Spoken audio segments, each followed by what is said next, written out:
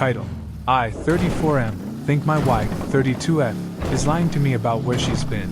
And I don't know how deep this goes. Okay, I never thought I'd be this guy posting here, but here we are. Me, 34M, and my wife, 32F, have been married for 6 years, together for almost 9. No kids. For the most part, I thought we were solid. Not perfect, but stable. We had routines, inside jokes, stupid little arguments about dishes and laundry, normal stuff. But over the past few months, something's been off. At first it was small things. She started coming home later than usual, saying work was crazy. That alone wouldn't have raised alarms, except she never used to stay late. Like ever. She's always been the type to clock out exactly on time. Then her attitude changed. She got sharp, distant. Like every question I asked was an interrogation. Why are you late? Why are you tracking my time now? Hey, everything okay at work? You wouldn't understand. And the tone. God, the tone. It wasn't just offensive. It was almost hostile, like she was already mad at me for something I hadn't done. At first, I told myself I was overthinking. Stress, burnout, whatever. I even tried to be supportive, cooked more, gave her space, stopped asking questions. Didn't help. If anything, it got worse. She started guarding her phone like it was classified information, taking it into the bathroom, flipping it face down every time I walked into the room. Once, I walked up behind her while she was texting and she physically jumped and locked the screen. I laughed it off in the moment. But that's when the first real thought hit me. Something isn't right. And I hate that my brain went there, but I think you already know where this is going. I didn't confront her. Not yet. I told myself I needed proof. And that's when things started to spiral in a way I didn't expect at all. So yeah, I told myself I needed proof. I wasn't proud of that thought. I've always believed that if you get to the point where you're checking your partner's phone, the relationship is already in trouble. But at the same time, I couldn't ignore what was happening right in front of me. And here's the thing, it wasn't just the phone anymore. Her schedule stopped making sense. She told me she had a team meeting one Thursday night. Said it would run late, maybe until 9. Around 8:30 I texted her, just something casual like, "Want me to keep dinner warm?" No reply. 9:15, nothing. 10:02, she finally responds. "Still at work. Stop texting, it's distracting." That rubbed me the wrong way immediately. Not just what she said, but how she said it. Cold. Annoyed. Like I was the problem. But here's where it gets weird. At around 9:40, I got a notification on our shared Netflix account. Yeah, we still had one of those profiles linked.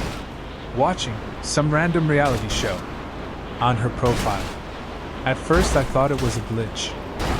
But then I checked. It showed it was being watched on a device that wasn't our TV. So, she's supposedly in a meeting, can't text me back because it's distracting. But somehow she's watching Netflix. I didn't say anything when she got home. She walked in around 10:45, dropped her bag, barely looked at me. I asked, "Long meeting?" She sighed dramatically. "Yeah. Exhausting. Can we not do this right now?" "Do what?" I literally asked a normal question. But I let it go. That night, though, I couldn't sleep. I kept replaying everything in my head. The tone. The timing. The Netflix thing. It didn't add up. And for the first time, I did something I swore I'd never do. I waited until she was asleep, and I picked up her phone. My hands were actually shaking. Not even exaggerating. I didn't even know what I was looking for. Messages? Calls? Anything that would either prove I was crazy or confirm the worst. And honestly, part of me was still hoping I'd find nothing. I wish that's what happened. I sat there on the edge of the bed, her phone in my hand, heart pounding like I was about to get caught doing something illegal. For a second, I almost put it back. Like, if I don't look, maybe everything's still fixable, right? Yeah.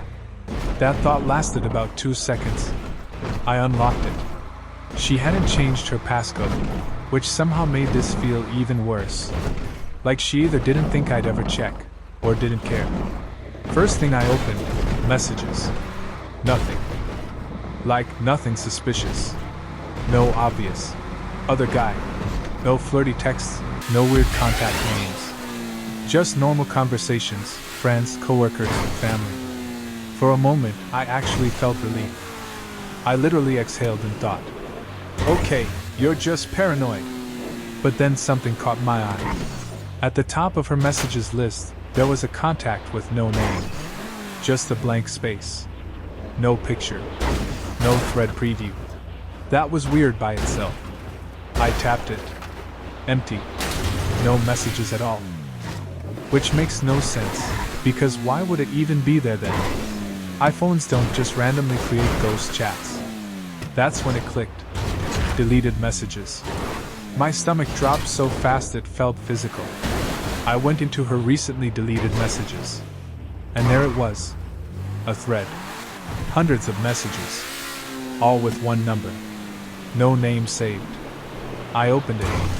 And I swear to God, I felt like the air got sucked out of the room. The messages weren't subtle. Not even a little. We're talking. I miss you already. Last night was insane. Wish I could wake up next to you again. And then photos. Not explicit, but intimate enough that there was zero ambiguity about what was going on. Dates, too. This wasn't recent. This had been going on for months. While I was sitting at home thinking she was working late.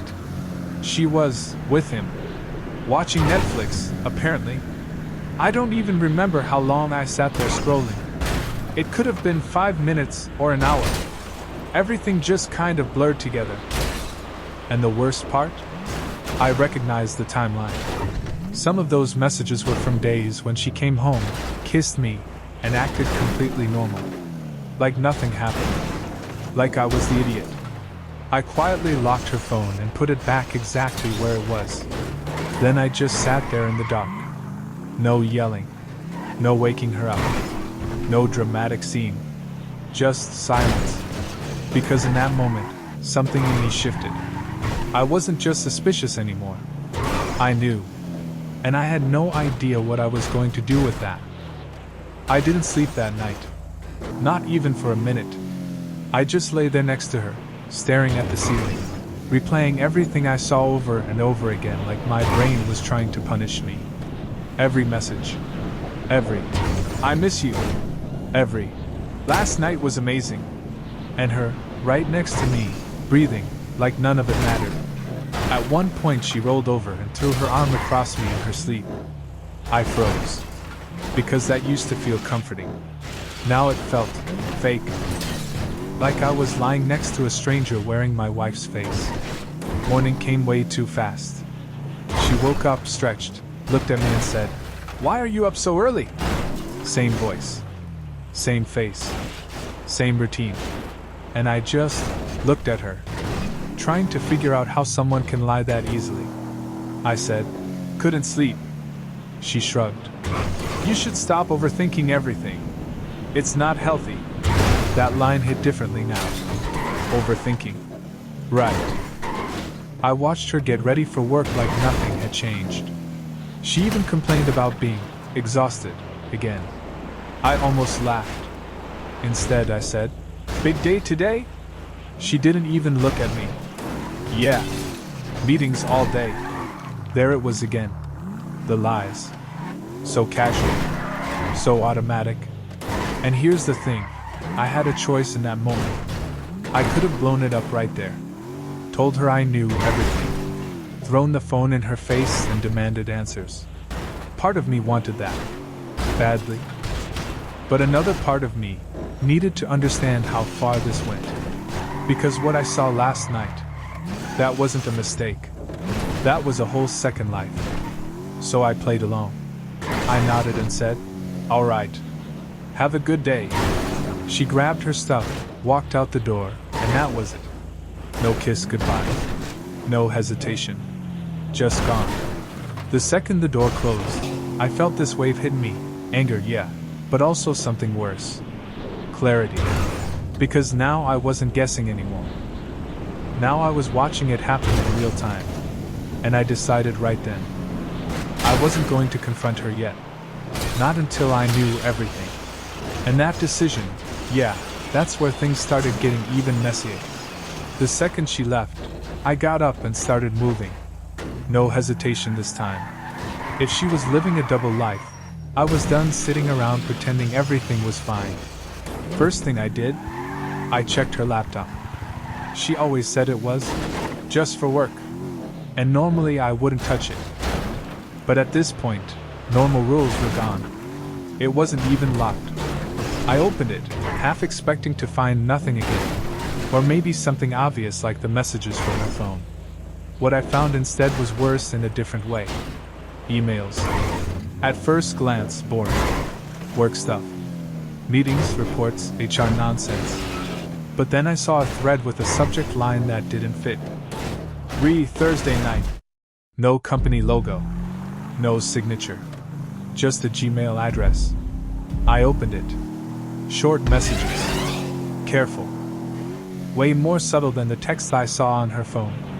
Same place as last time? Can't stay long. He's getting suspicious. That last line. Yeah, that was about me. I actually felt my chest tighten reading that. Not even anger, just this cold, sinking feeling. Like I'd been reduced to a problem they were managing together. I scrolled further. Attachments. Photos of a hotel room booking confirmation. Dates matching the late meetings she told me about. One name stood out in the reservation details. Daniel. No last name. Just Daniel. So now he had a name, which somehow made this more real. More personal. I sat back in the chair and just stared at the screen. Because at this point, it wasn't just emotional cheating. It wasn't even just physical. This was planned. Coordinated. Lies stacked on top of lies, schedules adjusted, stories prepared in advance. And I was just existing in the background of it all. But then something else caught my attention. A calendar notification. Later that same day. 6:30 p.m. No title. Just a location pin. I clicked it. A hotel. Of course it was. I literally laughed out loud at that point. Not because it was funny, but because it was so predictable it almost felt scripted. She told me she had meetings all day. Apparently, that included him. I checked the time. It was barely noon, which meant I had hours to think about what I was going to do. And that's when a thought crossed my mind that I didn't expect. What if I just show up? No texts. No warning. No confrontation. Just walk in and see it with my own eyes.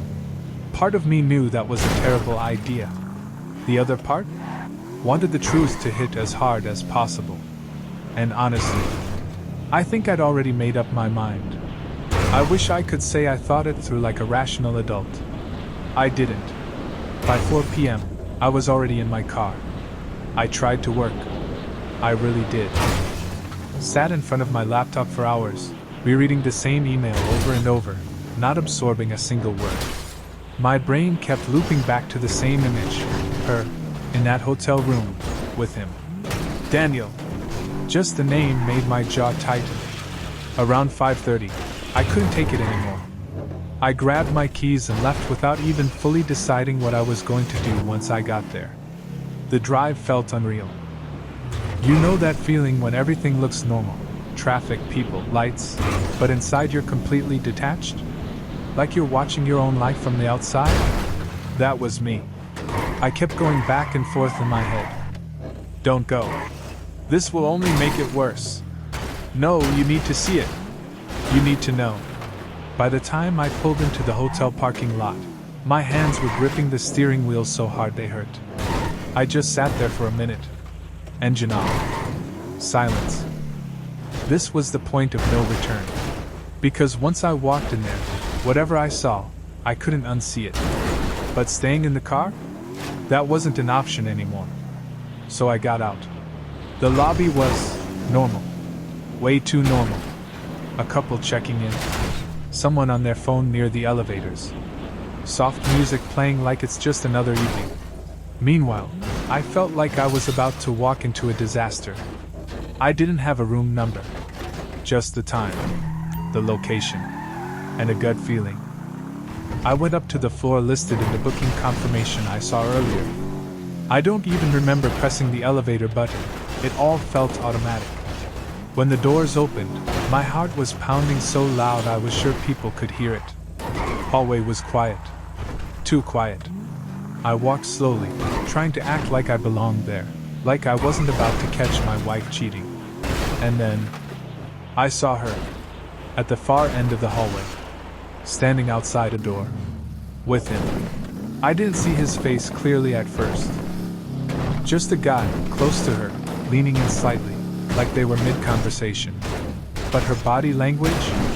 I knew it instantly. Relaxed, open, smiling.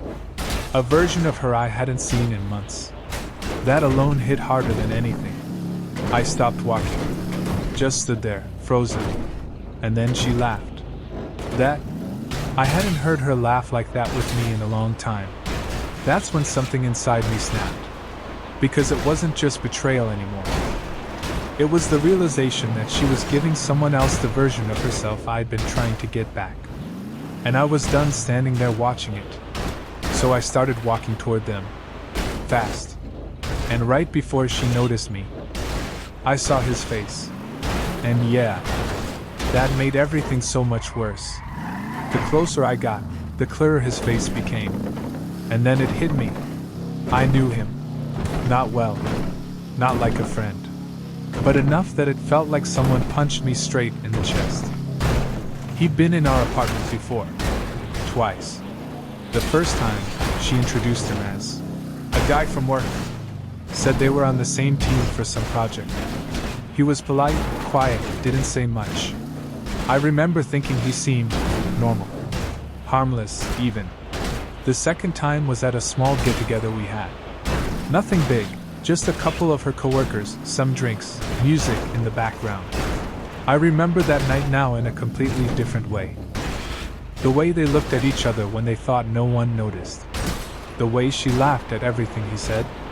The way he stayed a little too long when everyone else left. And I didn't see it. Or maybe I just didn't want to. By the time I was a few steps away, she finally noticed me. Her face. I don't think I'll ever forget that exact moment. Confusion, recognition, panic. All in like 1 second. "What are you doing here?" she asked. "No. Hey. No. What's going on?" Just that. Like I was the one out of place. I looked at him.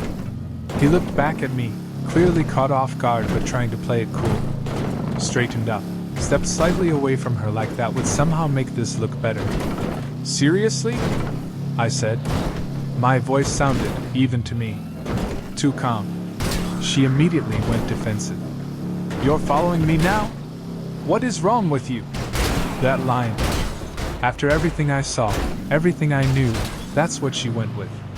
I actually laughed. Not loud. Just this empty sound. "Yeah," I said. "That's the problem here." I turned to him. "Daniel, right?" He froze for half a second. Didn't expect me to know his name. "Good. Man, I think you should leave," he said, trying to sound composed. "This isn't." "Don't," I cut him off. "Just don't." Because I wasn't there for him. I looked back at her. And for a moment, I just studied her face. This was the person I trusted.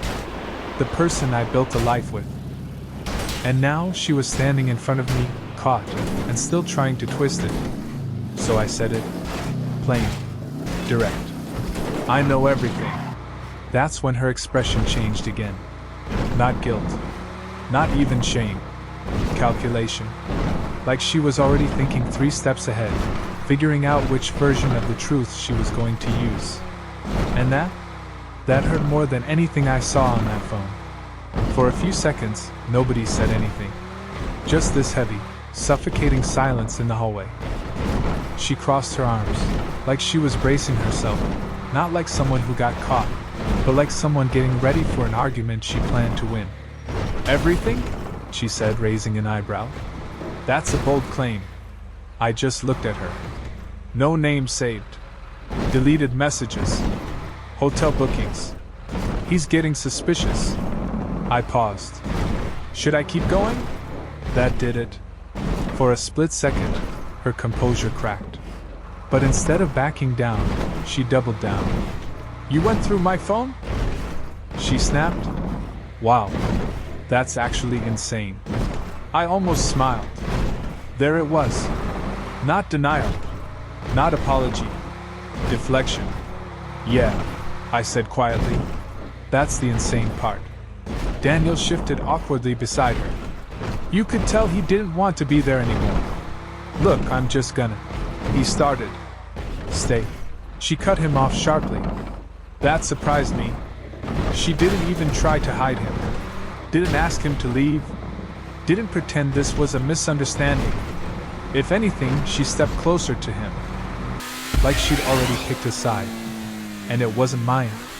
Since you're already here, she said, looking straight at me. Let's not pretend this marriage was perfect. I blinked. Are you serious right now? You've been distant for months, she continued, her voice getting sharper. You don't listen, you don't see me anymore. I've been unhappy. I just stared at her. Because yeah, we had problems. Normal problems. The kind you talk about, work through, fix together. Not this. You cheated, I said. 4 months. And why do you think that happened? She shot back immediately. That's when the anger finally hit. Not loud. Not explosive. Just cold. You don't get to flip this on me, I said. You lied. Every day. You planned this. She rolled her eyes. God, you're being so dramatic. That word. Dramatic. I felt something in me just shut off. Because in that moment, I realized something I hadn't fully accepted until now. She wasn't sorry. Not even a little. And whatever version of her I thought I knew. Yeah. That person wasn't standing in front of me anymore. I wish I could say I lost it. Yelled. Made a scene. Threw a punch. Honestly, that probably would have felt better. But I didn't. Something in me just went quiet. Like all that hit a wall at once and then dropped off. I looked at her, really looked this time, and all I could think was, I don't recognize you. Not in a dramatic way. Just factual. This wasn't the woman I married. Or maybe it was, and I just never saw it. Either way, standing there arguing suddenly felt pointless. So what now? I asked. She shrugged. Actually shrugged. I don't know. You showed up uninvited, made a scene. I let out a short laugh. A scene? Seriously? Daniel finally stepped in again, quieter this time. Maybe we should all just calm down. Stay out of it, I said without even looking at him. He did. Immediately. That told me everything I needed to know about him. I turned back to her. You've been lying to me for months. You're standing here with him. And you're acting like I'm the problem. She didn't answer right away. Instead, she sighed, like she was tired of the conversation. I didn't plan for it to happen like this, she said. It just happened. I nodded slowly. Right. The hotel bookings just happened too. No answer. Deleting messages? That just happened? Silence again. And the part where you come home, kiss me, and pretend everything's fine? I paused. That also just happened? Her jaw tightened. Okay, what do you want me to say? She snapped. Yes, I've been seeing him. Happy now? That line hit harder than anything. Not because of what she said, I already knew, but because of how she said it. Like this was an inconvenience. Like she was annoyed I made her say it out loud. I took a breath. Slow. Controlled. Because right then, I realized something important. I wasn't going to get honesty from her. Not real honesty. Only whatever version made things easier for her in the moment. And that meant I had to decide what I was going to do, without expecting closure from her. I looked at the door behind them, the one they were about to walk into, then back at her. You were really just going to go in there? I said. Not a question. She didn't even hesitate. Yes. No guilt. No hesitation. Just yes. And that was it. That was the moment everything finally clicked into place. Not the messages. Not the lies. This. The certainty. Because I understood something very clearly now. She wasn't choosing between me and him. She had already chosen. And I was just the one catching up to that reality. I stood there for a few more seconds, just taking it in. No more questions. No more trying to understand why. Because honestly, it didn't matter anymore. She'd made her choice. And now I had to make mine. I looked at her one last time. All right, I said. That's it. No yelling. No dramatic speech. Just, all right. You could tell she wasn't expecting that. Her expression shifted slightly, like she was waiting for me to explode, to beg, to do something. I didn't. I reached into my pocket, pulled out my wedding ring, and looked at it for a second. 6 years? Just sitting there in my hand. Then I held it out to her. For you, I said. She frowned. What are you doing? I'm done. Simple as that. For the first time since this started, she actually looked thrown off. Wait, you're being serious right now? She said. You're just going to throw everything away like that? That almost made me laugh again. I'm throwing it away? I shook my head slowly. No. That already happened. I'm just acknowledging it. Daniel stayed completely silent now. Dude looked like he wanted to disappear into the wall. Good. She didn't take the ring. Just stared at it like it offended her. You're overreacting, she said. We can talk about this. I lowered my hand. Now you want to talk? She rolled her eyes again, but there was something else there now. Not guilt, but unease. You don't just walk away from a marriage like this, she said. It's not that simple. It actually is, I replied. You lied. You cheated. Repeatedly. She opened her mouth to argue, then stopped. Because there wasn't really anything she could say to that. I stepped back. I'll come by tomorrow and pick up my things, I added. Or you can leave. I don't care. That got a reaction. You're kicking me out now too? She snapped. I'm removing myself from a situation where I'm clearly not wanted, I said. Call it whatever you want. For a second, it looked like she might say something real. Something honest. But then, she didn't. She just crossed her arms again and looked away. And that told me everything. So I turned around. Started walking back down the hallway. Didn't look back. Didn't stop. And right before I reached the elevator, I heard the door behind them open, then close. And yeah, that sound? That was the elevator ride down felt longer than anything I've ever experienced. Just me, my reflection in the mirror, and this emptiness I didn't expect. I thought I'd feel rage, or heartbreak, or at least something loud. But it was quiet. Too quiet. Like my brain hadn't fully caught up yet. When the doors opened, I walked out into the lobby like nothing happened. Same people, same soft music, same normal evening. It was almost insulting. How the world just keeps going. I got into my car, closed the door, and just sat there. Hands on the wheel. Not moving. That's when it finally hit. Not the cheating. I'd already processed that. It was everything around it. All the small moments that suddenly felt fake. The dinners. The conversations. The random "I love you" texts. I started replaying everything in reverse. And the worst part? There were signs. So many signs. I just ignored them, because it was easier to believe everything was fine than to question the person I trusted the most. At some point, I realized I was gripping the steering wheel again, just like earlier. So I forced myself to let go. Took a breath. Started the engine. The drive home was quiet. No music this time. Just thoughts. By the time I got back to the apartment, it didn't feel like home anymore. Same furniture. Same everything. But different. Like walking into a place where something already ended. You just weren't there when it happened. I walked into the bedroom and looked around. Her stuff was everywhere. Clothes, makeup, little things she always left on the dresser. All of it suddenly felt. I grabbed a bag and started packing. Not everything. Just essentials. Clothes, laptop, documents. Stuff I knew I'd need for a few days.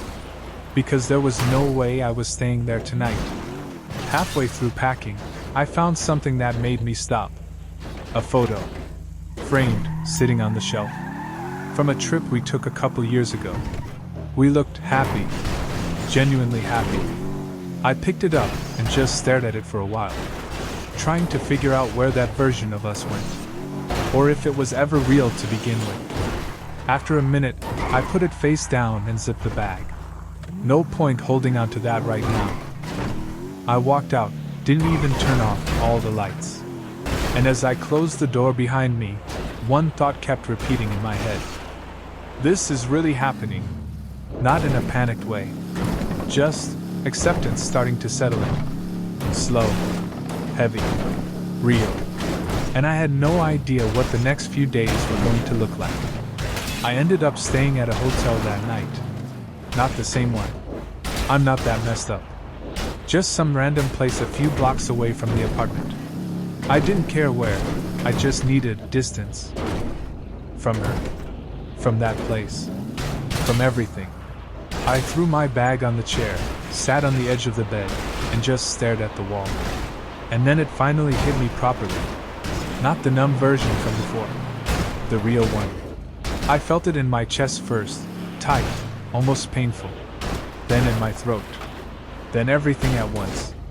I leaned forward, elbows on my knees, and just sat there trying to breathe normally. Didn't work. Because once your brain stops being in handle the situation mode, all the emotions you pushed aside come rushing back at once.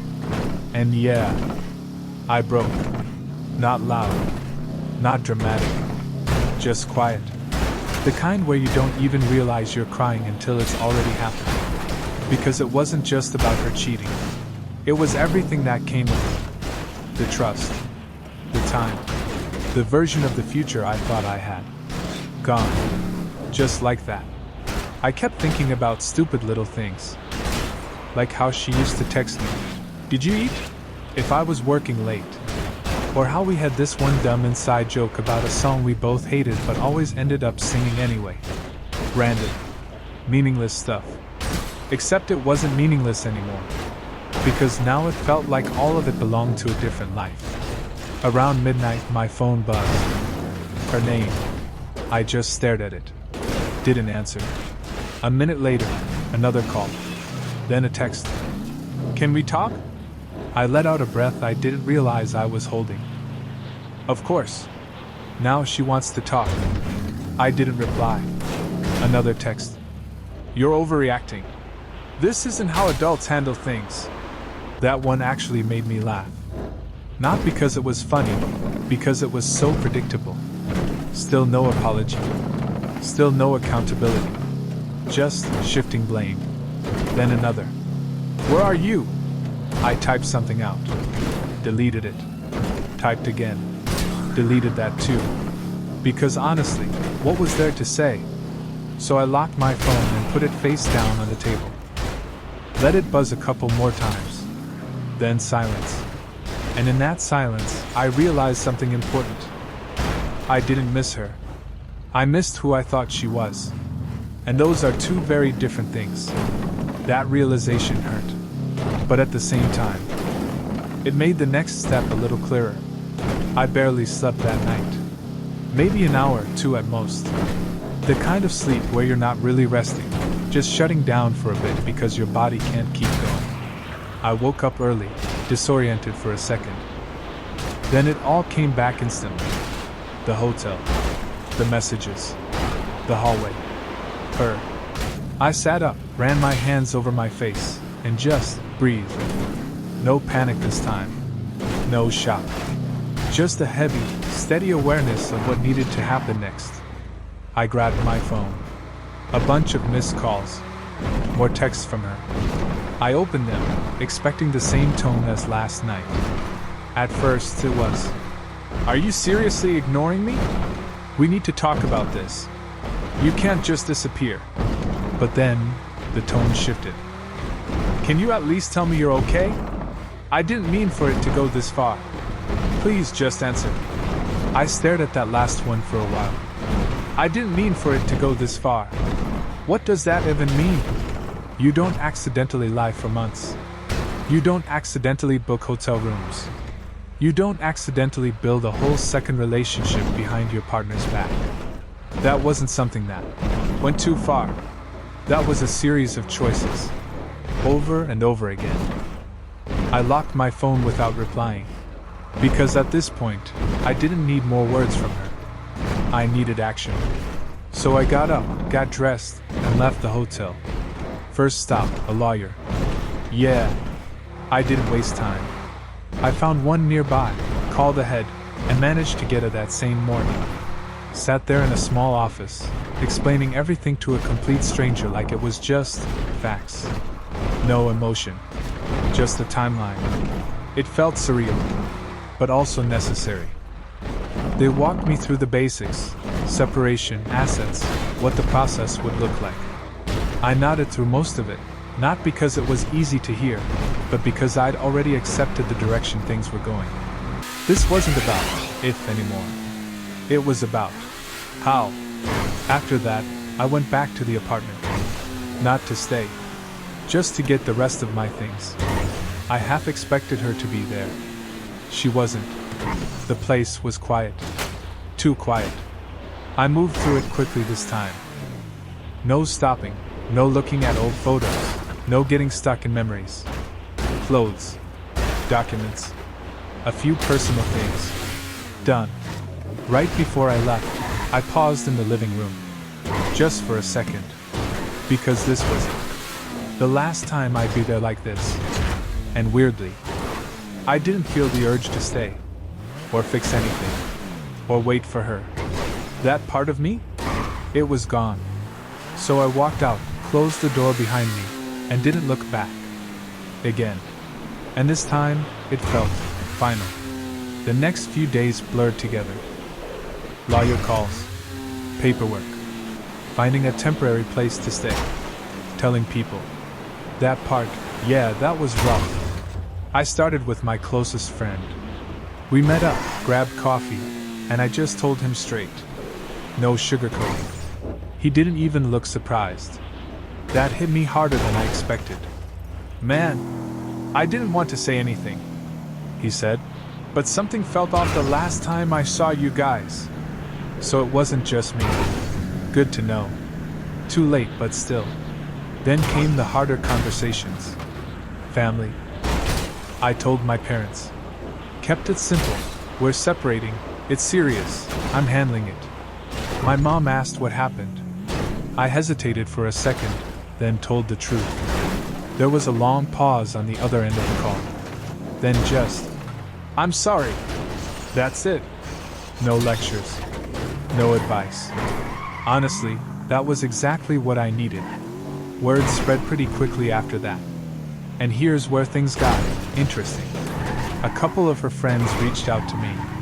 At first, I thought it was just the usual. "Are you okay?" Messages. But one of them. She asked if we could talk. We met up later that day. And yeah, that conversation added a whole new layer to this mess. Apparently, my wife hadn't been as discreet as she thought. Some of her friends knew about Daniel. Not everything. Not the full extent. But enough. She told us you guys were basically already over. Her friend said. Like, emotionally done. just living together out of convenience. I just stared at her, because that was news to me. We told her she needed to be honest with you, she added. This wasn't okay. I let out a slow breath. So not only was she lying to me, she was rewriting our relationship to other people to justify it, making me the distant husband, the guy who checked out. That's dumb. Not because I believed it, but because it showed how far she was willing to go to avoid being the bad guy in her own story. After that, I stopped asking questions. I had enough information. More than enough. Later that night, she finally texted again. Different tone this time. We need to figure this out. No blame. No attitude. Just neutral. I stared at that message for a while. Because now I knew something she didn't. There was nothing left to figure out. The decision had already been made. Not in that hallway. Not when I found the messages. But over the past few days, piece by piece. I just hadn't said it out loud yet. But I was about to. I didn't reply to her message right away. Not because I didn't know what to say, but because I wanted to be sure that when I did say it, there was no doubt. No clouding it. No for her to twist it into something else. So I waited a couple of hours. Sat with it. Thought about everything. The messages, the lies, the hallway. The way she looked at me like I was the problem. And more importantly, how I felt now. Not angry. Not even sad in the same overwhelming way as before. Just clear. So I finally replied. We don't need to figure anything out. I've already made my decision. She answered almost immediately. What does that mean? Of course. I kept it simple. It means I'm filing for divorce. 3 dots appeared. Disappeared. Came back again. Then, you're seriously doing this? I stared at that message for a second. Because even now, she still didn't get it. Or maybe she did, and just didn't like the consequences. Yes, I wrote. I am. A minute passed. Then another. Finally. So that's it. You're just giving up? That question. It would have hit differently a week ago. Now, it didn't. I didn't give up, I replied. I showed up. You checked out a long time ago. No response after that. And honestly, I didn't expect one. It's been a few weeks since everything went down. Paperwork is in progress. We're not speaking unless it's about logistics. And me? I'm okay. Not. Everything is great. Okay. But stable. Sleeping better. Thinking clearer. Starting to feel like myself again, little by little. And I've had a lot of time to think about what happened. What I missed. What I ignored. What I'd do differently. Here's the biggest thing I've learned. When someone starts treating you like you're a problem instead of a partner, pay attention. When their words stop matching their actions, pay attention. And when you feel that gut instinct telling you something's wrong, don't silence it just to keep the peace. Because the truth doesn't relationships. It reveals what they already are. If you're reading this and something feels off in your own situation, don't jump to conclusions. But don't ignore reality either. Ask questions. Set boundaries. And most importantly, respect yourself enough to walk away if those boundaries get crossed. I didn't think I'd be the guy starting over at 34. But honestly, after everything, it feels a lot better than staying where I wasn't truly valued. So yeah, that's my story. And if you made it this far, thanks for reading.